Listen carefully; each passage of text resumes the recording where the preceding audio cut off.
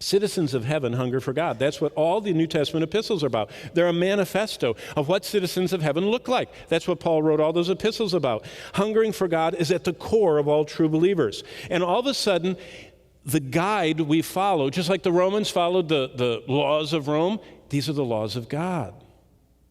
This is the law written on our heart. If we're truly saved, the Bible is not separate from us. There's some people, they talk about the Bible like it's out here. That's an indication of not being saved. The Bible is written on our hearts. We have a new heart, and the law of God is written on it. We reflect the new heart that we've been given, and we grow and we understand more, but we align with God from the inward person. True salvation implants a longing for God deep within us. And so basically, if we are saved, we have had an operating system transformation. It's just like going from a PC to a Mac. There's a great difference. People like PCs are lovers of PCs. People like Macs know it, and they talk about it, and they have little apples on their windows. You know, they're just into it. And to go from one to the other is a transformation, unless you get crossover one of those, programs, but it really doesn't work very well. But it's a new operating system at the core. God says, when you get saved, when I got saved, my operating system, or the way I look on the world. See, the evidence of salvation is how you look on the world today. Are you living? You know what? And it's okay to say it. I won't scream and yell but I hear people saying things that I don't think they realize what they're saying. They'll excitedly say, we are going to build our dream house.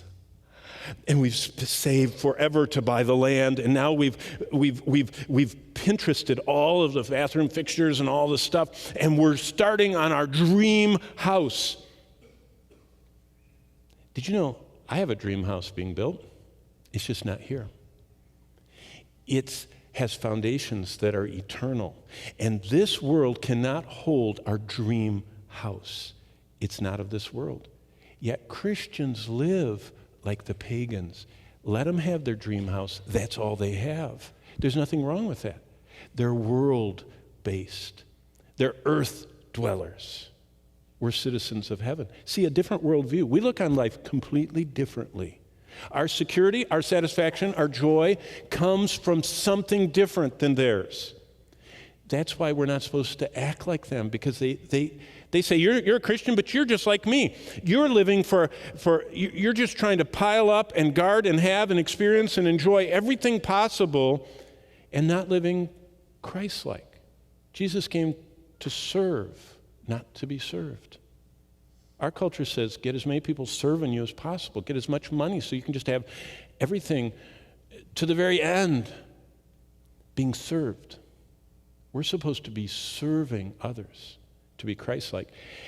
God is the center of our worldview. We measure everything by how it relates to God, not to me, not to my future, not to my security, not to my comfort, not to my convenience, to God. How does it fit to God? Does that please Him or not? See, we are either pleasing God or not.